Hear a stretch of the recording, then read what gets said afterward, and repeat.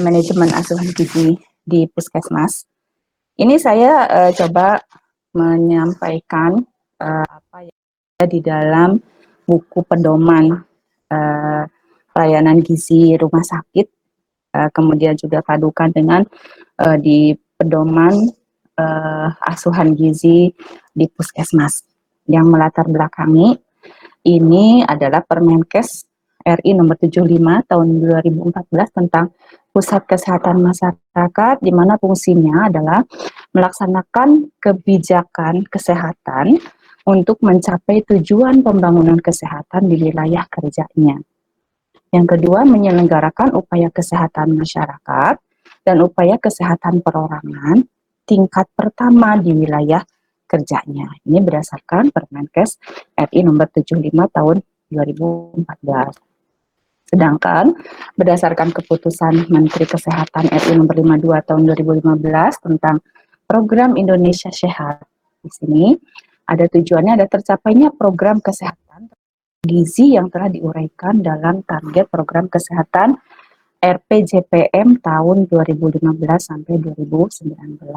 Di sini itu program gizi yang ada di Puskesmas, di mana di dalamnya ada 3 pilar RPJPM, yaitu satu, paradigma sehat, ya, yang kedua penguatan pelayanan kesehatan, yang ketiga jaminan kesehatan masyarakat. Ya.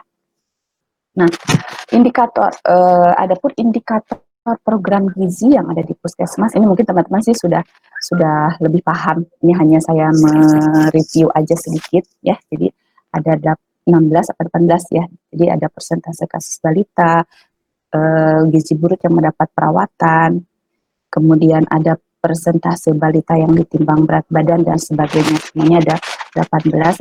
Ini berdasarkan indikator program gizi di Puskesmas ya. Ini bisa dibaca ya. Nah, kemudian bagaimana dengan SDM program gizi yang ada di Puskesmas ya? Mengacu kepada buku pedoman tersebut bahwa SDM program gizi yang ada di Puskesmas bukan hanya tenaga gizinya saja, tetapi semua yang ada di wilayah Puskesmas tersebut, yaitu tenaga medis, ya, dokter atau dokter dan dokter gigi, tenaga gizi, nutrisionis ya, minimal ahli media gizi. Kemudian ada tenaga bidan, minimal setingkat ahli media kebidanan. Kemudian tenaga perawat, tingkat ahli media keperawatan juga. Kemudian ada tenaga kesehatan masyarakat yang pendidikannya minimal setingkat sarjana kesehatan masyarakat. Kemudian ada tenaga kesehatan lain yang terkait dengan program gizi. Nah, ini SDM-nya. Kemudian anggaran pendukungnya ada dari dana desa, dana kabupaten, dana provinsi, dana pusat, dan sumber dana lainnya. Mungkin teman-teman yang lebih tahu ya, ini untuk sumber dananya dari mana ya untuk program gizi di Puskesmas ini. Nah, kemudian pelayanannya saya mengacu dari pelayanan gizi rumah sakit ya. Jadi ada pelayanan gizi rawat jalan, ada pelayanan gizi rawat inap. Untuk pelayanan gizi rawat jalan, ini merupakan serangkaian proses kegiatan asuhan gizi yang berkesinambungan, dimulai dari asesmen atau pengkajian, pemberian penentuan diagnosis, intervensi gizi, dan monitoring evaluasi kepada pasien atau klien yang ada di rawat jalan. Jadi kegiatannya berupa konseling gizi, ya. Kemudian asuhan gizi rawat jalan ini pada umumnya disebut sebagai kegiatan konseling gizi dan dietetik ya, atau juga edukasi atau penyuluhan gizi. Tujuannya untuk memberikan pelayanan kepada pasien atau klien rawat jalan atau kelompok dengan membantu mencari solusi masalah gizinya melalui nasihat gizi mengenai jumlah asupan makanan yang sesuai, jenis dietnya yang tepat, jadwal makannya dan cara makannya, serta jenis diet dan kondisi kesehatan lainnya. Ya, jadi ini pelayanan gizi rawat jalan. Sasarannya ada pasien dan keluarganya, ya. Ini sifatnya individual, ya. Ada juga kelompok pasien dengan masalah gizi yang sama. Nah, ini biasanya dilakukan dengan penyuluhan, ya. Kemudian individu pasien yang datang atau dirujuk, ya, atau kelompok masyarakat ini masih rumah sakit atau puskesmas ya, yang dirancang secara periodik oleh puskesmas ya. Ini terkait dengan kegiatan penyuluhan gizi. Nah, kegiatannya yang pertama konseling gizi. Sebenarnya makanya akan lebih detail disampaikan di materi tentang konseling gizi. Tetapi di sini nggak apa-apa. Kegiatan apa sih yang dilaksanakan di pelayanan gizi rawat jalan? Yang pertama, kalau pasien datang, yang entah mungkin di puskesmas juga sama ya. Kalau datang ke ruang konseling gizi dengan membawa surat rujukan dari dokter, ya kalau di puskesmas mungkin dari dokter puskesmas. Kemudian nanti nutrisionis akan melakukan pencatatan data pasien di dalam registrasi ya. Ini tujuannya supaya nanti ada bukti untuk bahwa sudah dilakukan pelayanan. Ya. Kemudian nutrisionis akan melakukan asesmen gizi, mulai dengan pengukuran angka kolesterol pada pasien yang belum ada data di badan berat badan. Apa tidak dilakukan penimbangan kembali, tapi kalau belum ada kita lakukan ya, tentunya dengan metode dan alat yang harus sesuai dan yang validasinya bagus. Kemudian nutrisionis melanjutkan asesmen, mengukur antropometri dan dilakukan asesmen lanjut ya dengan pengkajian gizi berupa anamnesa makanan ya, bisa recall 24 jam atau FFQ ya. Kemudian riwayat personal dan sebagainya sesuai dengan yang ada di dalam nanti kita akan kupas di PAGT. Nah, selanjutnya nutrisi akan menetapkan diagnosis gizinya, kemudian memberikan intervensi gizi berupa edukasi dan konseling dengan langkah-langkah menyiapkan dan mengisi leaflet, kemudian flyer, brosur dan sebagainya. Kemudian risetnya, kemudian dijelaskan tujuan gizi harinya berapa banyak ya. Kemudian dengan bisa menggunakan alat peraga, bisa ada model ya. Kemudian juga nanti nutrisionis akan menganjurkan. Nah, setelah selesai sampai semuanya tersampaikan, baru nanti ketika mau mengakhiri, nutrisionis menganjurkan pasien untuk melakukan kunjungan ulang. Nah, ini tujuannya adalah untuk mengetahui keberhasilan dari intervensi. Ini merupakan kegiatan monitoring evaluasi, ya. Nah, setelah itu lakukan pencatatan hasil konseling gizi dengan format, kalau di rumah sakit ADIME, kalau di puskesmas PEDIME ya, pengkajian, diagnosis gizi, intervensi gizi, monitoring dan evaluasi ya. Nah, kemudian ada kegiatan lainnya jalan itu yaitu penyuluhan gizi. Kalau di dalam PGRS penyuluhan gizi itu masuk dalam pelayanan gizi rawat jalan. Mungkin kalau di puskesmas bisa dilakukan di area puskesmas atau bisa juga dilakukan di posyandu. Nah, ini ada persiapan dan pelaksanaannya. Persiapannya berupa menentukan materi sesuai dengan kebutuhannya. Kalau misalnya, contohnya nih, misalnya pada saat ini di wilayah puskesmas di daerah Garut, di mana nih misalnya di Tarogong misalnya ya, yang saya tahu Tarogong, itu di sana ternyata dari hasil surveinya banyak sekarang balita yang berat badan tidak naik berapa banyak, misalnya ya, artinya dan buruknya. Kemudian tetap melakukan penyuluhan misalnya ya. Kemudian membuat susunan atau outline akan disajikan ya. Lanjut merencanakan media yang akan digunakan. Apakah medianya mau menggunakan leaflet atau menggunakan poster atau lembar balik, silakan nanti mungkin teman-teman yang ada di puskesmas lebih tahu ya. Kemudian mengumumkan jadwal dan tempat penyuluhannya mau di mana, seperti tadi sudah disampaikan. Kemudian nanti persiapkan ruangan sebelumnya, mungkin terus koordinasi. Kalau misalnya dilakukannya di kantor RW, mungkin koordinasi dengan Pak RW, atau misalnya kalau di di pertemuan desa, ya mungkin koordinasi dengan pengelola ruangan tersebut, ya. Kemudian pada saat pelaksanaannya nanti kita akan memberikan peserta daftar hadir. Jangan lupa ya absensi, karena itu merupakan bukti pelayanan, ya, bukti kegiatan yang dilakukan oleh kita sebagai nutrisionis. Nah, kemudian materi penyuluhannya, nah, diakhiri dengan tanya jawab. Ya, mungkin udah lebih tahu, saya yakin. Ini hanya mengingatkan kembali aja. Kemudian ada pelayanan gizi rawat inap.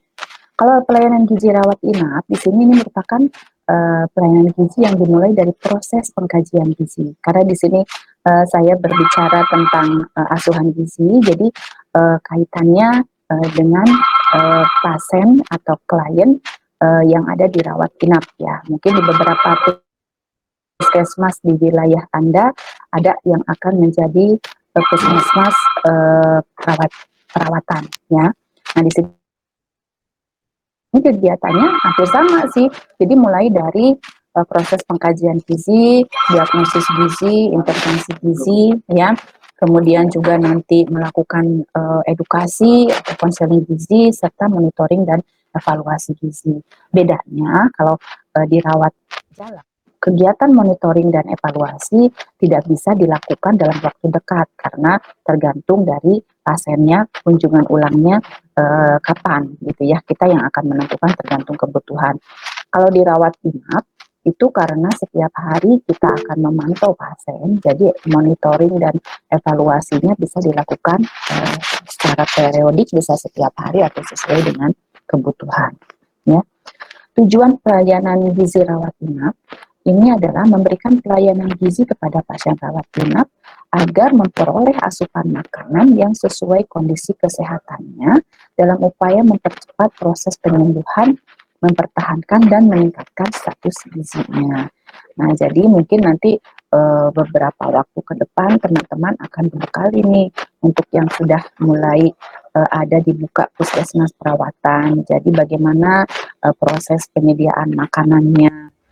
Setelah misalnya diketahui pasiennya ini sakit tipoid, misalnya harus dirawat di puskesmas, itu nanti bagaimana nih proses penyediaannya yang sesuai kebutuhannya, ya. Ya tentunya arahnya supaya cepat sembuh, tidak terlalu lama dirawat, ya. Dan dapat mempertahankan status gizinya. Jangan sampai ketika pasien ini dirawat di puskesmas, teman-teman pulangnya jadi malnutrisi. Ya, itu berarti kan ada masalah apa nih dengan tenaga gizinya yang ada di puskesmas, gitu ya. Sampai begitu. Nah, sasarannya tentunya pasien, kemudian juga ada keluarga pasien, karena keluarga pasien juga perlu tahu, ya, dan perlu dilibatkan dalam pelayanan gizi ini. Kegiatannya mulai dari ada screening gizi, kemudian proses asuhan gizi terstandar, ya. Nah, sekarang saya akan mereview sedikit proses asuhan gizi terstandar, tapi mohon maaf jadi tidak bisa full ya, karena kita waktunya sangat terbatas, jadi mungkin hanya dasar-dasarnya saja yang akan saya sampaikan, ya. Proses asuhan gizi ini merupakan aktivitas yang terorganisir mulai dari mengidentifikasi kebutuhan gizi sampai intervensi untuk memenuhi kebutuhan gizi tersebut, ya. Ini mau di rumah sakit, mau di puskesmas sama, ya. Jadi merupakan aktivitas yang terorganisir, ya. Baik itu secara individual maupun secara kelompok atau massal, ya. Karena kan kalau teman-teman di puskesmas mungkin bukan hanya terhadap individual, ya, pelayanannya, tapi juga mungkin bisa mengakses kemudian mengintervensi untuk masyarakat secara keseluruhan, ya. Tujuan dari proses asuhan gizi ini kembalikan pada kondisi status gizi yang seimbang dengan mempengaruhi berbagai faktor penyebab ketidakseimbangannya, ya. Jadi karena kan masalah gizi itu akan muncul terjadi karena adanya proses ketidakseimbangan yang akhirnya berdampak pada kesehatan seseorang, ya. Nah, proses asuhan gizi terstandar ini Metode proses pemecahan masalah gizi yang sistematis. Kalau tadi kan proses asuhan gizi aja. Kalau PAGT yang dikeluarkan oleh ADA Nutrition Care Process, di sini definisinya merupakan metode proses pemecahan masalah gizi yang sistematis, berpikir kritis, dan membuat putusan, memberikan kualitas asuhan gizi yang aman dan efektif. Jadi nanti di sini ada clue-cluenya ya. Jadi yang sistematis, kritis, ya, membuat keputusan dan memberikan kualitas asuhan gizi yang aman dan efektif. Ya, PAGP ini dirancang untuk meningkatkan konsistensi dan kualitas asuhan. Ya, jadi supaya konsisten, tetap tidak kadang dilakukan kadang tidak, ya. Kemudian juga kualitas asuhannya harus bisa dipertanggungjawabkan, dilakukan oleh tenaga yang profesional, ya. Hasil akhirnya ini lebih, sehingga nanti hasil akhirnya dapat diprediksi. Jadi outcome-nya apa, hasilnya apa gitu ya, setelah kita lakukan asuhan gizi terstandar ini. Ya, ini terstandar, namun proses asuhannya secara individual. Tidak berarti bahwa karena terstandar prosesnya bisa digabung-gabungkan, karena kan masalah satu individu dengan individu yang lainnya berbeda. Kemudian kerangka berpikir, ya, jadi memang perlu pemikiran yang kritis, ya, tidak asal dilakukan aja tanpa ada tujuan yang jelas, ya. PAGT ini bukan standar asuhan atau bukan MNT, tapi merupakan standar prosesnya, ya. Nah, penjelasan untuk berpikir kritis atau critical thinking artinya bahwa di sini harus punya kemampuan menganalisis problemnya atau masalahnya, ya. Kemudian merumuskan solusi dan mengevaluasi solusi tersebut, ya. Jadi dari data-data yang dikumpulkan, misalnya kita harus bisa menganalisis problemnya apa, gitu ya. Kemudian membuat keputusan atau decision making. Di sini kemampuan memilih tindakan terbaik untuk mengatasi problemnya. Jadi ketika mau mengatasi masalahnya harus mempunyai kemampuan memilih tindakan yang terbaik. Kemudian nanti problem solving atau memecahkan masalah. Ini bukan hanya memecahkan masalah, tetapi juga mengevaluasi hasilnya, ya. Jadi misalnya nih ada pasien gizi buruk yang penyebabnya karena memang kurang asupan makanannya, karena ibunya tidak paham cara memberikan makanan yang benar, gitu kan. Ketika setelah diintervensi, misalnya diberikan contoh, diberikan edukasi, nah itu harus ada outcome-nya yang bagus, dievaluasi hasilnya. Kalau hasilnya masih tetap juga, berarti itu belum berhasil ya intervensinya, tetapi memang harus ada progres ya pada pasien atau pasien. Kemudian kerjasama, ada kolaborasi. Sini bekerja sama dengan yang lain yang dapat membantu memecahkan masalah ini. Bisa sesama spesialis, bisa juga dengan profesi lainnya, misalnya dengan dokter, dengan bidan, atau dengan perawat. Ya. Nah, ini adalah model dari PAGT, di mana di sini ada lingkaran-lingkaran ini 1, 2, 3, 4, ya.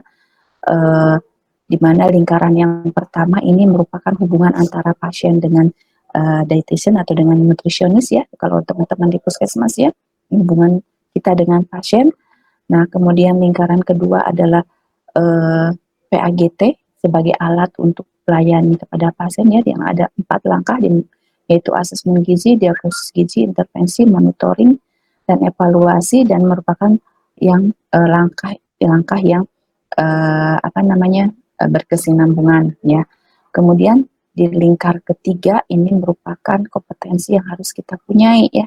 Yaitu yang tadi sudah saya sampaikan, harus kemampuan kritis, mempunyai kompetensi dan keterampilan, mempunyai pengetahuan dietetik, mempunyai kode etik berbasis fakta, dan komunikasi yang baik seadanya kolaborasi. Kemudian di lingkaran yang luar ini merupakan faktor pendukung, maksudnya apa dukungan dari pelayanan kesehatannya ya. Jadi area prakteknya, sistem sosialnya, ekonominya, sistem pelayanan kesehatannya. Ya. PHGT ini ditunjang oleh sistem screening dan rujukan. Ini di luar ya, bukan PAGT kalau sistem screening dan rujukan. Serta sistem manajemen hasil. Jadi outcome-nya apa dari PAGT ini? Ini tidak termasuk dalam PAGT, tetapi tetap harus di outcome ya. Nah, ini penjelasannya. Tadi sudah saya jelaskan ya. Jadi sistem pendukung tadi ya. Nah, kemudian tadi kalau PAGT bahasanya terstandar ya. Jadi sudah terstandar secara internasional. Kalau sebelum PAGT ini tidak ada bahasa gizi terstandar dan terminologi umum, membuat praktisi gizi kesulitan dalam berkomunikasi, baik dengan sesama atau dengan praktisi kesehatan lainnya. Jadi kesulitannya begini, ketika praktisi gizi mengatakan A, yang satu A-nya, misalnya A-nya pikirannya adalah kucing belang, yang satu A-nya itu kucing uh, polos misalnya gitu ya. Itu padahal maksudnya sama-sama ke arah kucing, misalnya itu berbeda sebelum distandarisasi. Jadi praktisi gizi kadang menggunakan kata yang sama untuk maksud yang berbeda dan kadang menggunakan kata yang berbeda untuk masuk ke yang sama. Maka PAGT ini dibuat bahasa terstandar. Jadi bahasa terstandar itu dibuat terminologi dari setiap langkahnya. Ada terminologi asesmen gizi, terminologi diagnosis gizi, terminologi intervensi gizi, dan lain-lain. Ya. Nah, manfaat PAGT dan bahasa terstandar ini di mana dietitian dapat menentukan masalah gizi, bukan hanya merespon diagnosis profesi lain. Ya, bukan hanya merespon diagnosis profesi lain. Jadi, bisa menentukan masalah gizinya apa. Ya, kalau dulu kan misalnya diagnosis pasiennya diabetes mellitus, nanti intervensinya di DM 1.500 kalori protein, bukan hanya begitu. Nanti yang sama-sama penyakit diabetes mellitus, tapi masalah gizinya berbeda-beda, gitu ya. Mempunyai penamaan masalah gizi yang spesifik, yaitu diagnosa gizi atau diagnosis gizi. Ya. Dokumentasinya struktur, jelas, rangkaian antara data assessment, yang ada merupakan sains itu dengan problem dan intervensi berdasarkan etiologi dari problemnya ini dengan menggunakan format PES. Nanti akan dijelaskan lebih lanjut ya.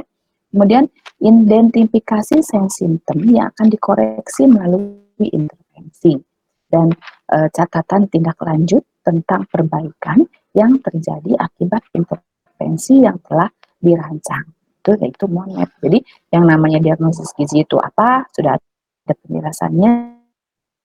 Asesmen gizi itu apa?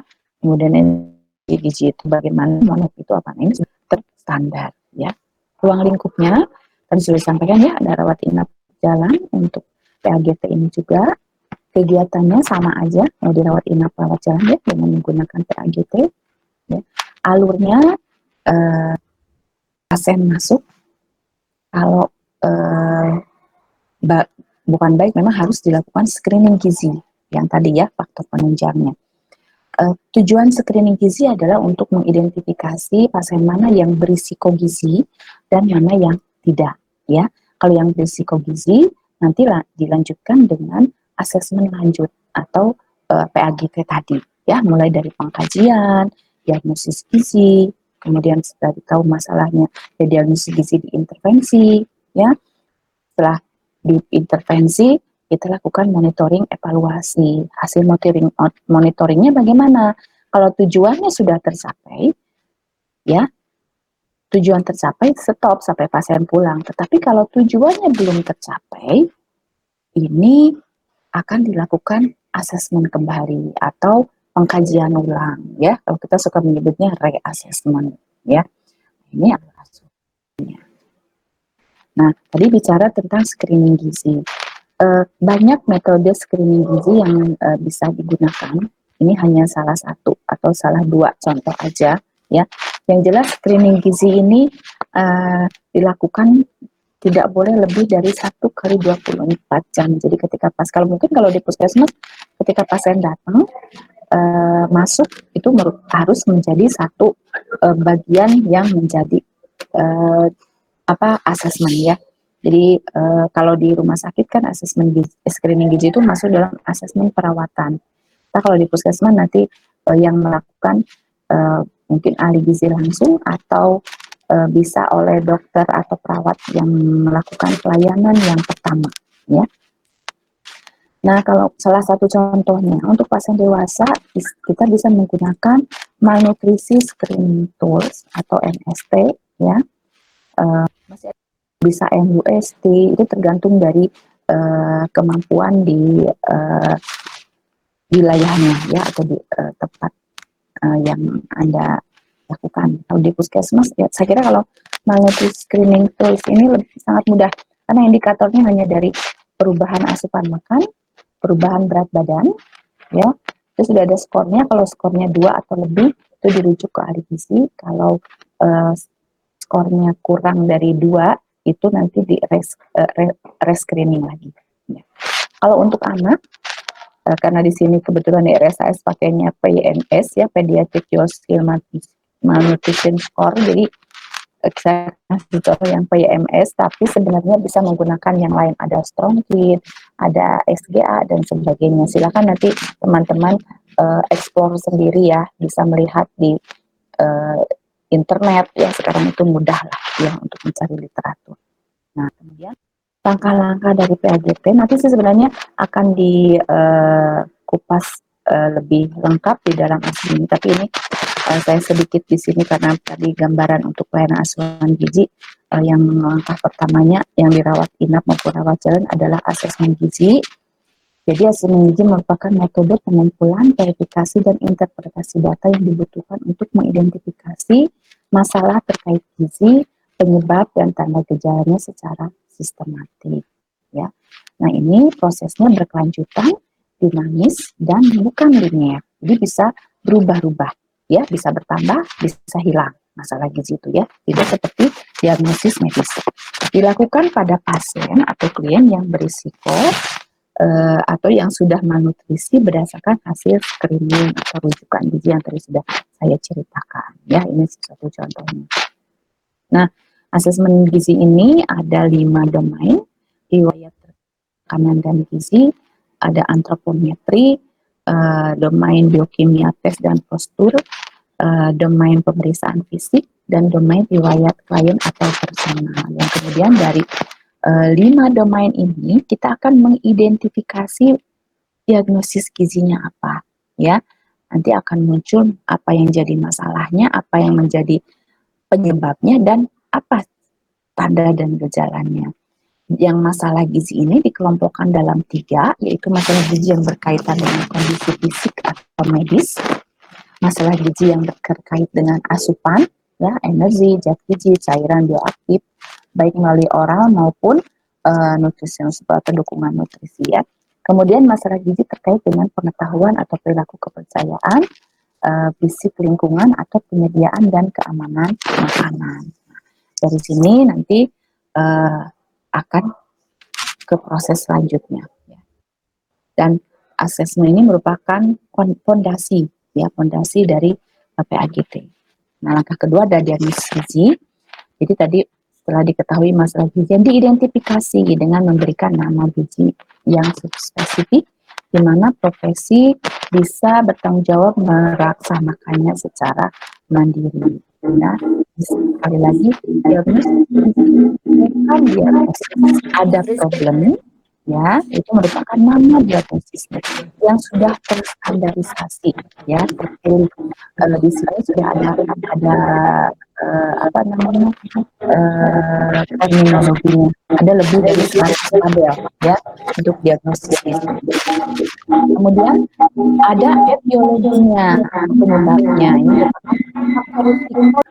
Kita pikirkan intervensinya di kegiatannya ada 2, yaitu perencanaan dan implementasinya. Di dalam perencanaan apa dan implementasinya bagaimana nanti akan dibahas dalam PAGP. Yang jelas intervensi gizi ini ada 4 kategori ya. Ada pemberian makan dan zat gizi ya. Kemudian juga edukasi gizi, ada kombinasi asuhan gizi. Bagaimana itu pemberian makan, edukasi gizi, konseling gizi nanti akan kita bahas di PAGP. Kemudian langkah keempat adalah monitoring dan evaluasi gizi. Ini merupakan kegiatan penentuan outcome asuhan gizi atau pencapaian hasil yang diinginkan dari asuhan ya. Ini kegiatannya kalau monitoring ini mengukur indikator asuhan gizinya dan dilakukan secara terjadwal. Lebih rincinya nanti di PAGP. Kalau evaluasi ini membandingkan secara sistematik data-data saat ini dengan status sebelumnya. Tujuan intervensi gizi ini dari tujuan intervensi gizinya atau tujuan standar, rujukan standarnya. Itu evaluasi. Nah, komponennya ada monitoring, ada mengukur, ada mengevaluasi. Kalau monitoring itu memperlihatkan data-data yang mempengaruhi intervensi gizi. Bisa bersifat positif, bisa juga data yang negatif. Kalau mengukur, ini hasil pengukuran dari indikator asuhan gizinya. Ya, kalau evaluasi tadi sudah disebutkan bahwa membandingkan hasil saat ini dengan sebelumnya. Ya. Nah, ini contoh dokumennya saya coba contohkan untuk yang screening gizi. Nah, ini yang tadi saya ini untuk yang dewasa ya. Untuk yang dewasa, tapi tidak mesti harus seperti ini ya. Tapi kalau misalnya mau diadopsi juga boleh, silahkan. Nah, ini untuk anak ya. Di sini dijelaskan kalau anak agak sedikit berbeda. Kalau di dewasa ini kalau misalnya ada penurunan berat badan, penurunan berat badannya kalau tidak ada nol ya. Kalau ada misalnya 1 sampai dalam 6 bulan terakhir berapa persen, nah berapa kilo. Nah ini ada skor-skornya. Nanti hasil skor akhirnya berapa nih dari asupan ya. Kalau ada penurunan asupan ya skornya 1. Kemudian ada kalau di sini sih dengan penyakit berat, tapi kalau di puskesmas mungkin tidak terlalu berat penyakitnya, jadi nggak usah yang nomor 3 ini. Nah, di sini dimodifikasi dikit. Aslinya formulir screening gizi MST itu hanya 2, jadi perubahan asupan berat badan dan asupan makan. Ya. Berbeda dengan yang anak, kalau PYMS, jadi sudah ada data antropometrinya. Kalau dewasa kan belum ada ya. Nah, ini sudah ada data antropometrinya sudah masuk. Kalau anaknya usia kurang dari 5 tahun, menggunakan TB. Ya, kalau BPTB-nya sudah ini harusnya kurang dari min 2 SD. Kalau lebih dari ini masih 0. Kalau kurang mau BBTB maupun IMT untuk umur, ini skornya 2 ya. Kemudian juga kehilangan atau penurunan berat badan. Kalau ada nilainya 1. Kemudian asupan makanan dalam 1 minggu terakhir. Makanannya seperti apa ya, atau makannya masih seperti biasa atau ada penurunan, ada skornya. Kemudian sakit berat. Kalau di sini karena memang banyak anak-anak yang dengan sakit berat. Nanti juga akan diketahui berapa skornya. Nah, kalau skornya 2 atau lebih itu perlu dilakukan PAGT atau asesmen gizi lebih lanjut ya. Ini untuk contoh dokumentasi asuhan gizinya ya. Nah, ini harus masuk rekam medis. Jadi dua-duanya ini rekam medis dan diakreditasi ini menjadi salah satu indikator yang harus terpenuhi juga ya. Jadi hasil pencatatan dan pelaporan. Tanpa melakukan pencatatan tidak dikatakan kita itu melakukan aktivitas atau melakukan kegiatan ya. Jadi walaupun misalnya teman-teman sudah melakukan PAGT tetapi tidak dicatat ya. Nah, itu tidak ada artinya. Jadi harus sediakan form khusus untuk pencatatan asuhan gizinya. Ya, itu untuk manajemen asuhan gizi yang ada di puskesmas. Ya, mohon maaf kalau misalnya masih kecampur-campur antara rumah sakit dan puskesmas. Ya, saya rada balelo karena biasa ngajar untuk yang di rumah sakit. Ya.